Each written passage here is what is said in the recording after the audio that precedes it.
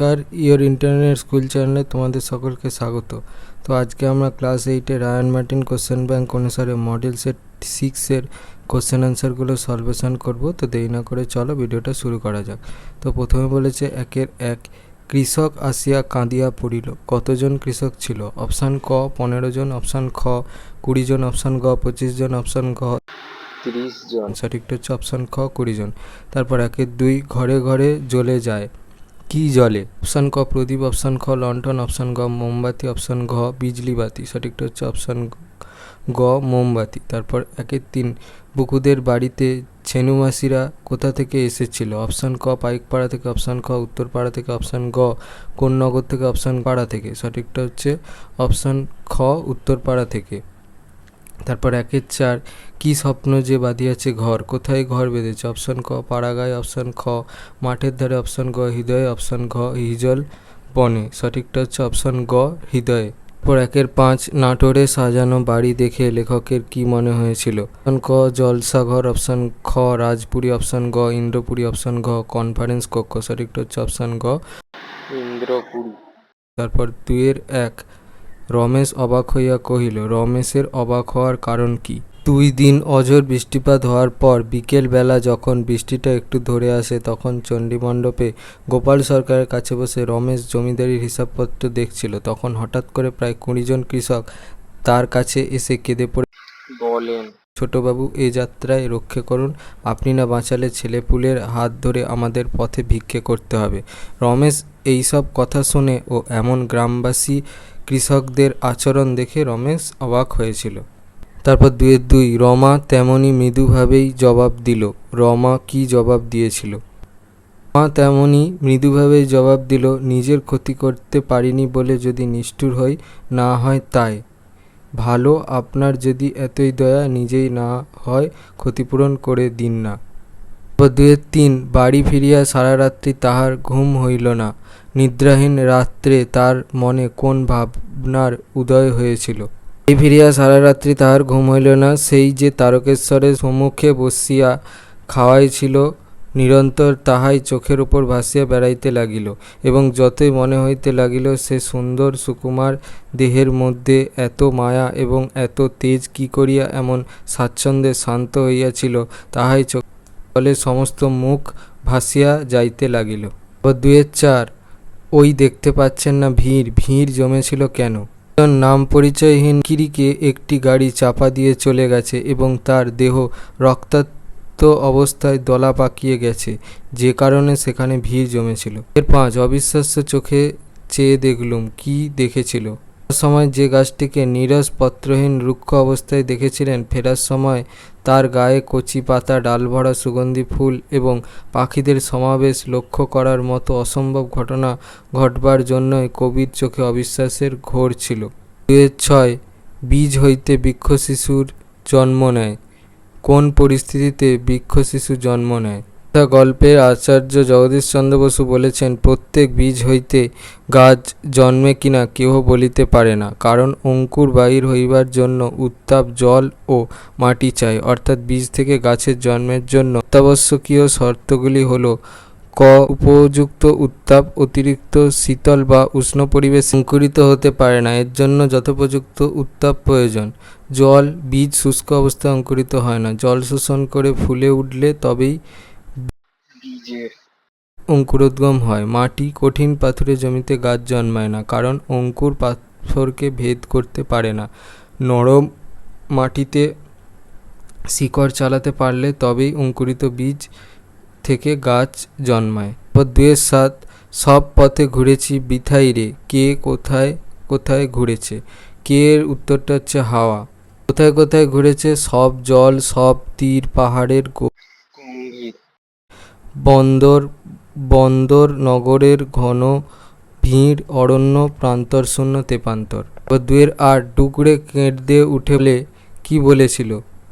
ডুকরে কেঁদে উঠে বলে, নিজেই তো দুপুরবেলা 100 বার করে বললে সবসময় সত্যি কথা বলবি, কারোর কাছে কিছু লুকোবি না, এখন আবার নিজেই মারছ, কি করে বুঝবো আসলে কি করতে হবে? 2-9 কেউ তাহা জানে না কো, কারা কারা জানে? কেবল প্রান্তর আর প্রান্তরের শঙ্খচিল জানে।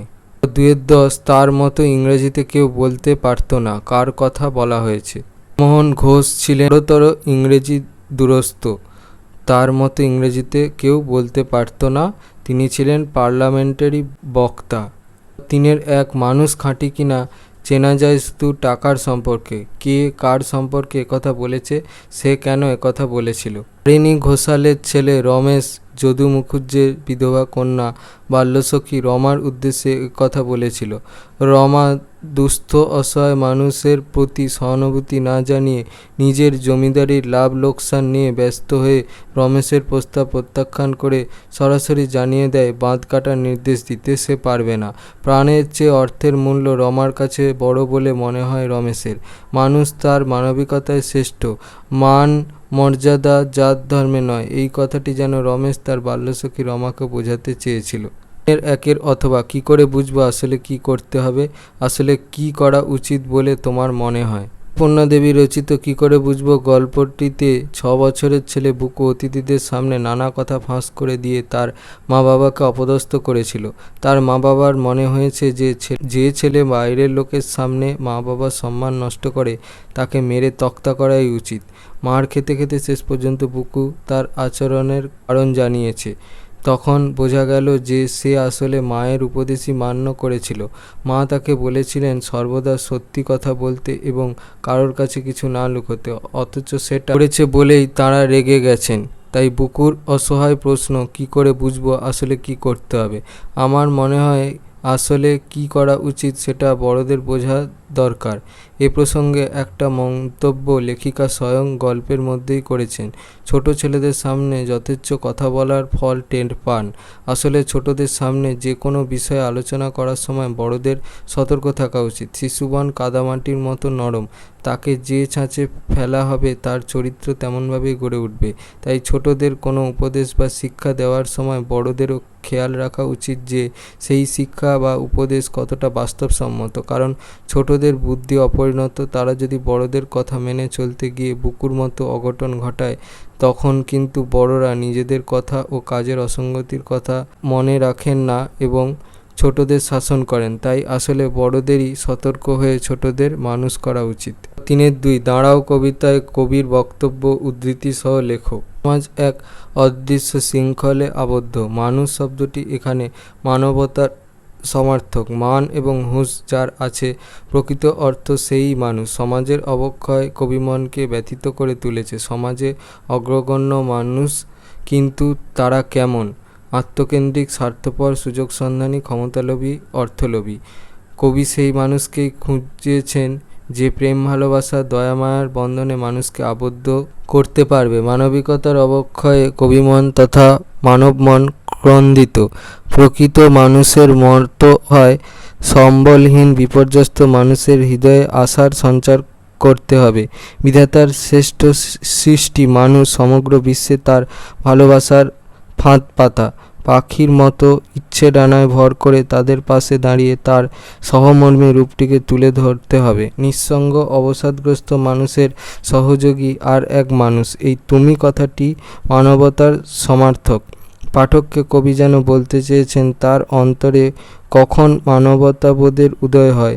তিনি এই মানবিক মুখটিকে দিনরাত খুঁজে বেরিয়েছেন এবং শুধু নিজের মনকেই নয়, পাঠক মনকে মানবতাবোধে উদ্বুদ্ধ করে সহায় সম্বলহীন একাকী মানুষের পাশে দাঁড়ানোর অনুরোধ করেছেন। সকল কঠিন মুহূর্তে খরা, বন্যা, ভূমিকম্প প্রভৃতি বিভিন্ন দুর্যোগে অসহায় অনাহারী মানুষের পাশে দাঁড়ানোর অনুরোধ করেছেন কবি। সেই সহযোগিতা আন্তরিক, নিঃস্বার্থ এবং প্রেমপূর্ণ হোক, কবি এই একমাত্র কামনা। মানুষ বড় কাঁদছে বাক্যটি বেশ কয়েকবার কবি ব্যবহার করেছেন। সম্ভবত এখানে তিনি বোঝাতে চেয়েছেন মানুষের অন্তরাত্মা কাঁদছে। সেই একাকিত্ব, নিঃসঙ্গবোধকে কাটানোর জন্য প্রকৃত সহযোগী মানুষ হয়ে উঠতে হবে। আমাদের যান্ত্রিক গতিশীল জীবনে এই অসহায় মানুষের জন্য মানুষ হয়ে আমরা কিছু সময় যেন ব্যয় করি, একটু অপেক্ষা করে তাদের সমব্যথী হয়ে উঠি আর ক্ষণিকের জন্য নিজের কর্তব্যবোধ, দায়বদ্ধতাকে পালন করার চেষ্টা করি।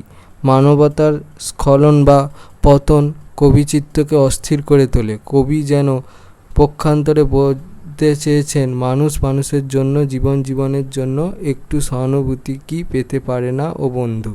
তারপর 3-2 অথবা হাওয়ার গান কবিতায় হাওয়ার গানের মধ্যে দিয়ে যে সামাজিক সত্য ফুটে উঠেছে তা উদ্ধৃতি সহ লেখো। হাওয়ারা যেন চিরকাল গৃহহীন, কাকে যেন খুঁজে খুঁজে তারা সারা পৃথিবী জুড়ে কেঁদে ফেরে। ওর পাহাড়, বন্দর, নগর, অরণ্য প্রান্তর জুড়ে তারা বৃথায় ঘুরে মরে, যাকে খোঁজে সে যেন কোথাও নেই। পার্কের বেঞ্চিতে ঝরে পড়া পাতা, কাঁচের জানালায় কেঁপে ওঠা সরষি, চিমনির শব্দের কাছে তারা সেই প্রশ্ন করে চলে। ঘরের মধ্যে দোলনায় ঘুমিয়ে থাকা শিশু, কার্পেটের ওপর তন্দ্রাচ্ছন্ন কুকুর, মৃদু মোমের আলো জ্বলা স্বপ্নময় ঘর, সবই আছে, শুধু যাকে তারা সে যেন কোথায় হারিয়ে গেছে। অন্ধকার রাতে সমুদ্রের বুকে ভেসে চলা জাহাজের মাস্তুলে যখন আলো জ্বলে, যাত্রীরা নানা আনন্দে মেতে থাকে, হাওয়ারা তখন ঢেউয়ের বুকে আঘাত করে নিজেদের প্রশ্নের উত্তর খোঁজে, কিন্তু সেখানেও যাকে খোঁজে তাকে পায় না। এক সময় রাত গভীর হলে জাহাজের সব কোলাহল থেমে যায়, শুধু অন্ধকারে সমুদ্রের দোলা আর গর্জন চলে। চাঁদও অস্তগামী হয়, কিন্তু হাওয়াদের কোনো বিশ্রাম নেই, তাদের বাড়ি নেই, দেশ নেই, আছে শুধু অবিরাম ছুটে চলা। অন্তহীন সময় ধরে চলেছে তাদের এই সন্ধান, সারা বিশ্ব জুড়ে যেন বেজে চলেছে তাদের সেই করুণ গান। নেই, সে কোথাও নেই, তারা চিরকাল উত্তাল হয়ে ফেরে। আসলে কবি তথা মননশীল মানুষের জীবনেও যেন এমনই কোনো প্রাণের মানুষের খোঁজে অবিরাম ছুটে চলা। তাই তারাও সত্যিকারের বাড়ি বা আত্মার আশ্রয় কোথাও নেই, তাকে পাওয়ার জন্য মানুষের চিরকাল খুঁজে ফেরা। সে হয়তো আছে, হয়তো কোথাও নেই। তারপর 3-3 অপু দুর্গার প্রথমবার রেলের রাস্তা দেখতে যাওয়ার অভিজ্ঞতা বর্ণনা করো। অপু ও দুর্গা চিরদিনই অজানাকে জানার, অদেখাকে দেখার পিয়াসী। একবার তারা বাছুর খুঁজতে খুঁজতে নবাবগঞ্জের পাকা রাস্তায় উপস্থিত হয়। সেই রাস্তার ওপারে মাঠের পরেই রেলের রাস্তা। তখন তারা ঠিক করে যে রেলের রাস্তা দেখতে যাবে। যদিও তারা জানতো যে রেলের রাস্তা অনেক দূর, তবুও তারা প্রথমেই দমে যায় না। তারা পাকা রাস্তা থেকে নেমে দুপুর রোদে মাঠ, বিল, জলা ভেঙে দক্ষিণ দিকে ছুট দেয়।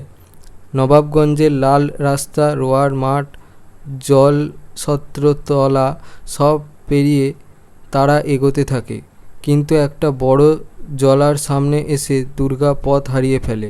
কোনো গ্রাম তার চোখে পড়ে না, শুধু ধানক্ষেত, জলা আর বেতঝোপ দেখতে পায় তারা। সেই বেতঝোপের মধ্যে দিয়ে তারা চলতে পারে না, পা পুঁতে যায় পাঁকে। অন্যদিকে রৌদ্রের তেজে শীতকালেও তারা ঘামতে থাকে।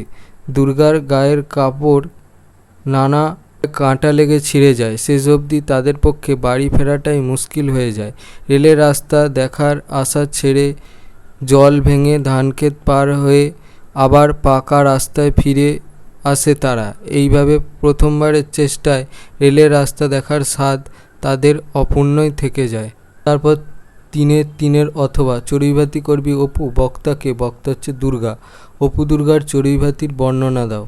দিনটা ছিল বসন্তের একটা দিন। দুর্গা অপুকে চুপি চুপি চড়ুইভাতির ইচ্ছাটা জানায়, আর সঙ্গে সঙ্গেই অপু তাতে রাজি হয়ে যায়।